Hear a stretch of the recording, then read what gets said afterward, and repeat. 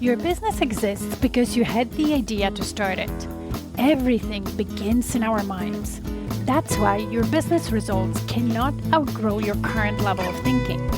Do you want to serve more clients, make more money, without working more or burning yourself out? Grow yourself first as a leader of your business, because that's who you are, a leader, even if you're the only person in your business right now. When you lead yourself first, the business results will always follow. My name is Maggie. I'm an international business and leadership coach, an expert in business mindset, strategy, and high performance. I created the Diamond Effect podcast to help you elevate your thinking, expand your perspective, and through it, grow your business without overwhelm. So let's get started.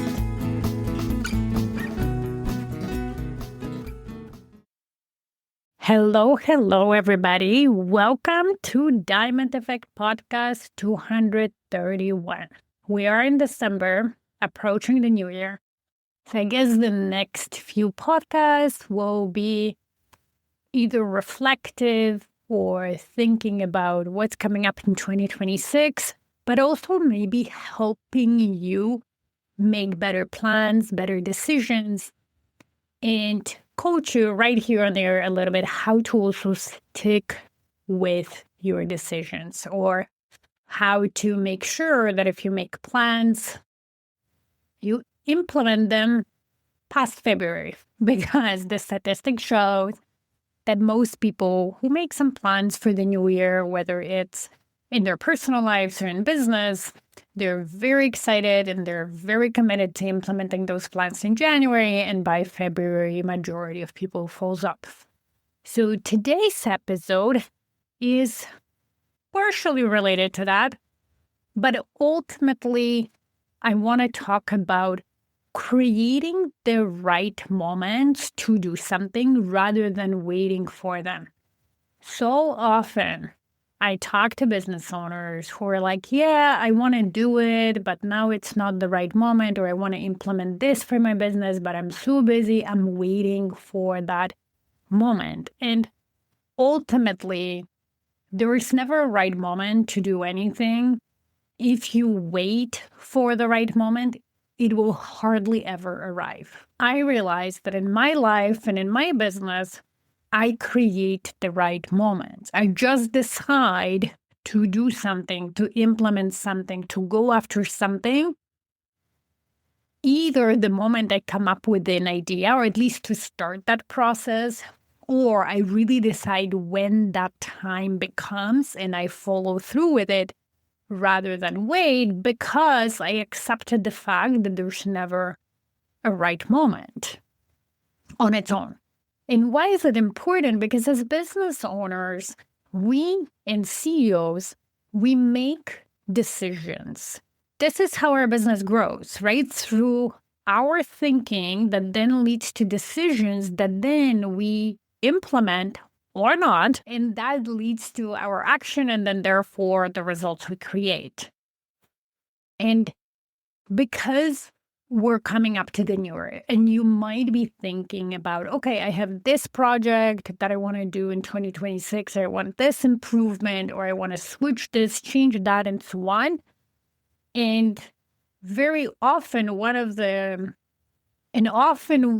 things that trips business owners up is that they have all these great ideas and they're trying to implement them all in January. And then if that doesn't work, because very often it won't, if you try to do a year worth of work in 1 month, you're not going to do it. Then they abandon those ideas. They abandon those plans thinking, oh, it's not going to work because I didn't do it in January. Deciding on when to do things and following through and deciding when the right moment is allows you to create those and with that, create the results you want. So I'll give you 2 examples in my personal life and journey that if I just waited for the right moment to do things, I would have never done it. And because I didn't, I am where I am today. So the first one was starting my business when I started it. So the idea came because I burnt out in the corporate world. But it wasn't in the moment of burning out, right? When I was in the moment of burning out and I was tired, a business wasn't even on my mind. But as I decided to do something about the burnout, to focus on what I could control and let what I couldn't control, meaning certain decisions or how certain things were run in the company I worked for at the time, I started implementing high-performing habits into how I operate day to day, week to week. And with that, I realized I had more time than I thought I ever did. Even though up to that point, I thought I was pretty good at time management. I was pretty good at handling a lot of things and juggling it all, right? But burnout showed me that I wasn't. And yes, there were circumstances beyond my control that contributed to it, but there were things I could control. So as I started implementing those habits, realizing that I can create time on demand and that I have more time than I thought, including for myself, I started volunteering. And then I signed up for my executive MBA at Jack Welch Management Institute because it was something that I always wanted to do. I did have a master's degree from a university back in Poland that was in international relations, law, and economics and human resources and all those things, but it was old, let's just say it, right? It was 20 years or so old, and I wanted to refresh my education and see what's out there in the world, especially in the business arena.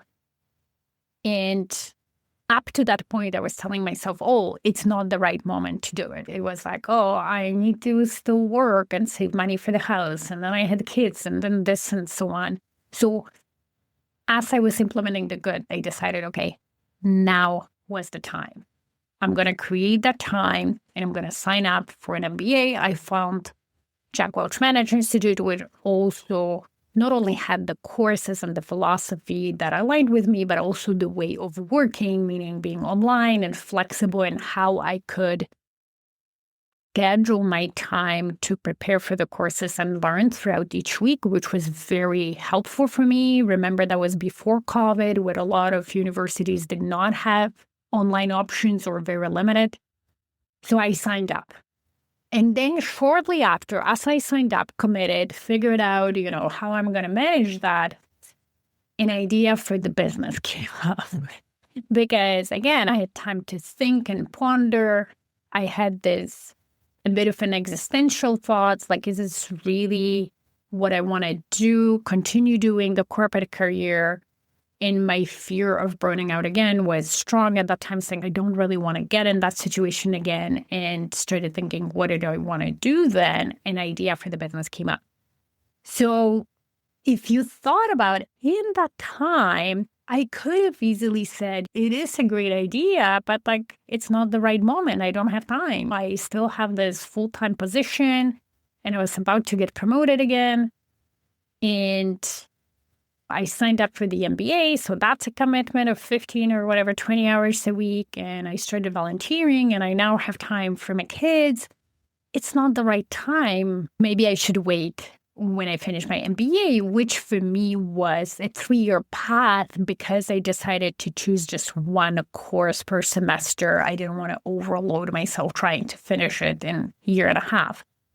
But imagine if I waited 3 years to start my business, I would have probably never started it because shortly after COVID happened, and I don't know if I decided that would be a good time, and then I would have been promoted again, and I would have gone in different directions. We can never predict what will happen 3 years. That's such a long time.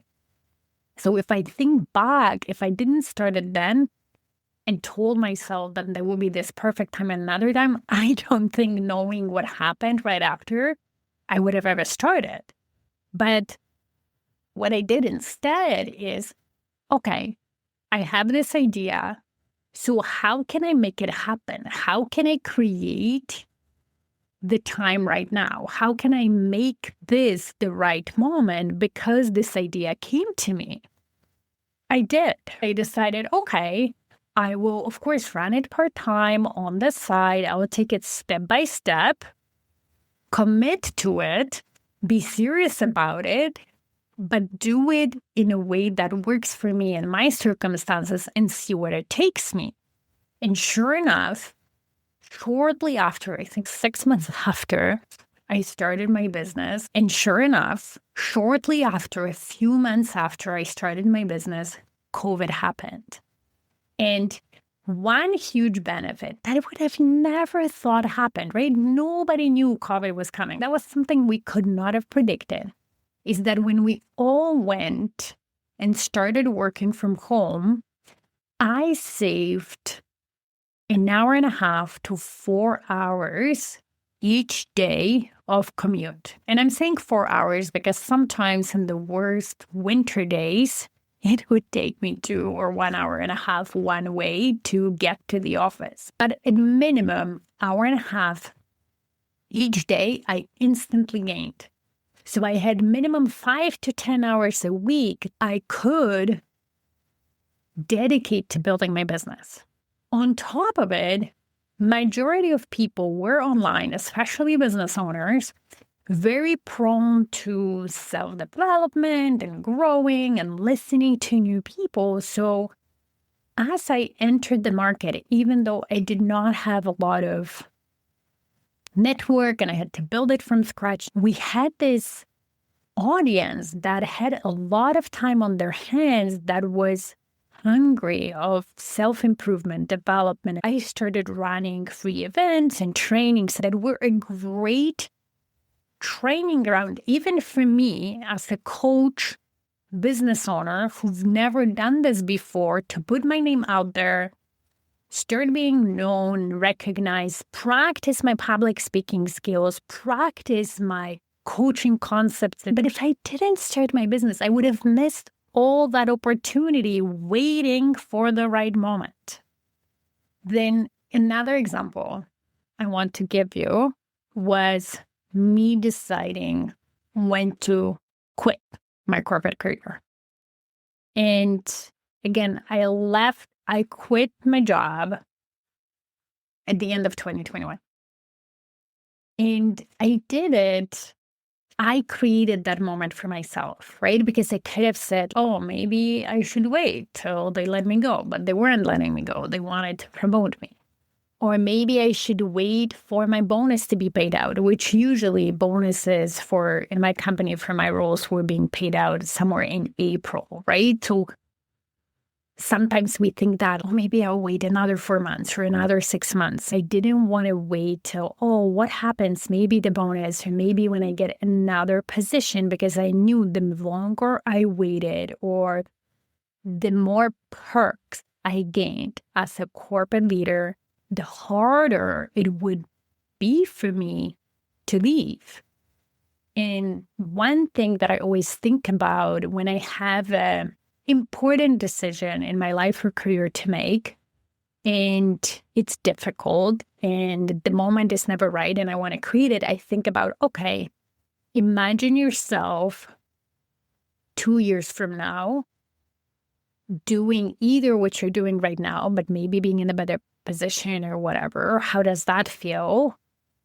Or being at exactly the same place, and imagine yourself having gone after what you want, even if it's not exactly the ideal results you want. What would you prefer? Where would you want to be?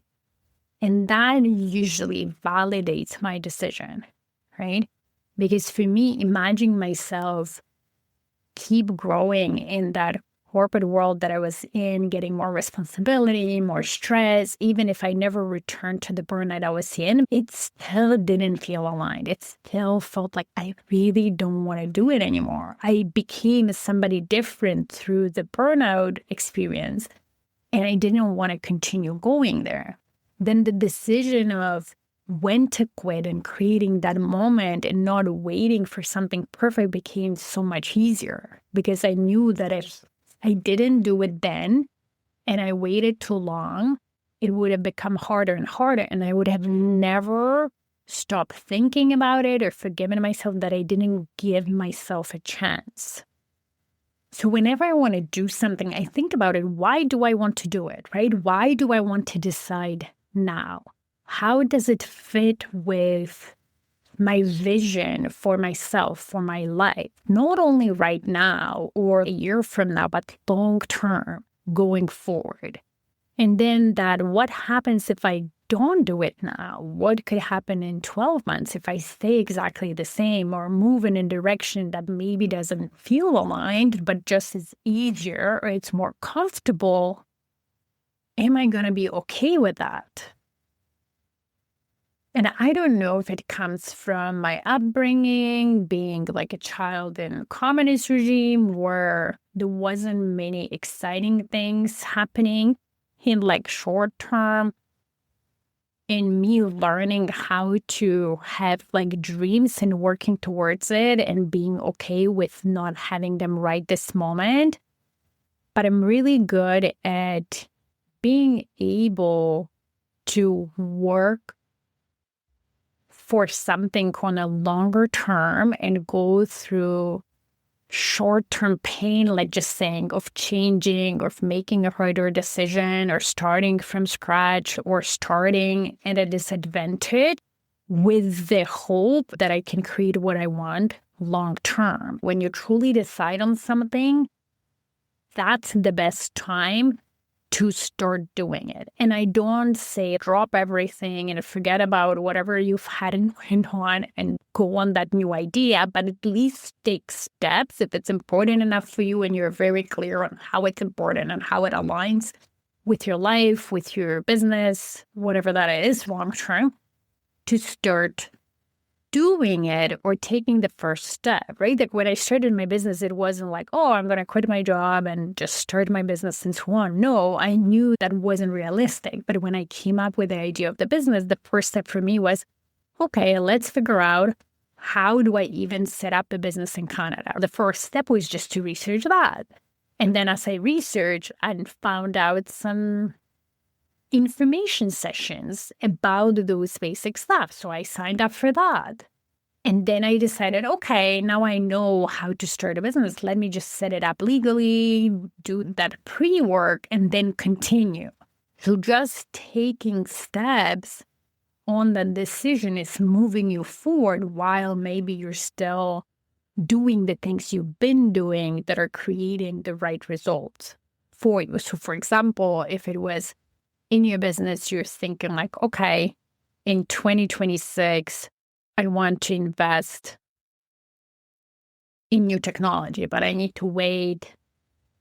But you don't necessarily need to purchase the technology right in January 2026. But what you can do is start maybe doing a research and allocate time in Q1 to do the research, to understand what you even need first, right? What are the pain points right now that are created and what we would need that technology to do to solve for those pain points, right? And then start doing research and then start doing, so at least you get closer and closer to planning, understanding what you need, and then budgeting and so on.